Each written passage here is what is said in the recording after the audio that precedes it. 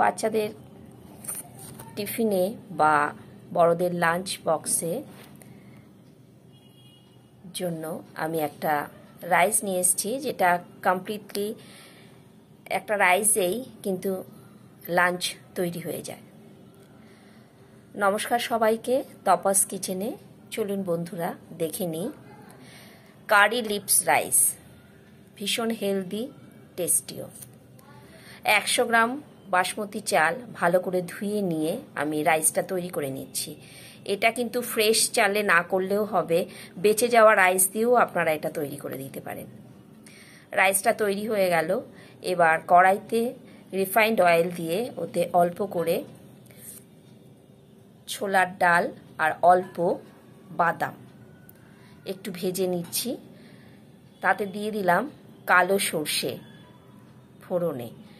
এবার অল্প করে একটা ছোট পেঁয়াজ কেটে দিয়ে দিলাম, কিছু কাঁচা লঙ্কাও দিয়ে দিলাম চিড়ে, আর দিয়ে দিলাম কারি পাতা। ভালো করে ভেজে নিলাম। এবার রাইসটা ছেড়ে দিলাম, বেশ কিছুক্ষণ নাড়াচাড়া করে নেব।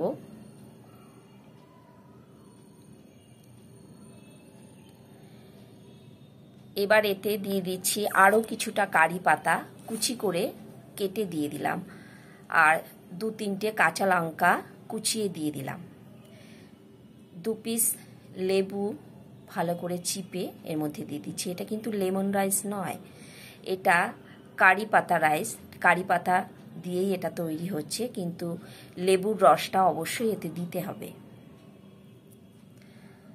ভালো করে নেড়ে নিলাম, হয়ে গেল প্রায় তৈরি। নামানোর আগে দিয়ে দিচ্ছি ভেজে রাখা সাদা তিল। হয়ে গেল সুন্দর একটা রাইসের রেসিপি। এটা আপনারা কিন্তু লাঞ্চে দিয়ে দিতে পারেন, টিফিন বক্সে, বা বাচ্চাদেরকেও দিয়ে দিতে পারেন। এবার এটা প্লেনই খাওয়া যায়, কিন্তু এই রায়তার সঙ্গে এটা খুব ভালো যায়। তো আমি কিছুটা দই নিয়ে নিয়েছি, তার মধ্যে অল্প করে নিয়ে নিলাম আমচুর পাউডার, অল্প করে শুকনো লঙ্কার গুঁড়ো, সামান্য লবণ আর খুব অল্প চিনি। এবার তড়কা হিসেবে অল্প করে দিয়ে দিলাম সর্ষে আর কারি পাতা, একটু তেলে ভেজে নিয়ে ওপর থেকে দিয়ে দিলাম। এই রায়তাটার সঙ্গে রাইসটা কিন্তু খুব ভালো যায়। ভালো লাগলে কমেন্ট করে জানাবেন। আবার দেখা হবে আপনাদের সঙ্গে অন্য কোনো রেসিপিতে। চলি।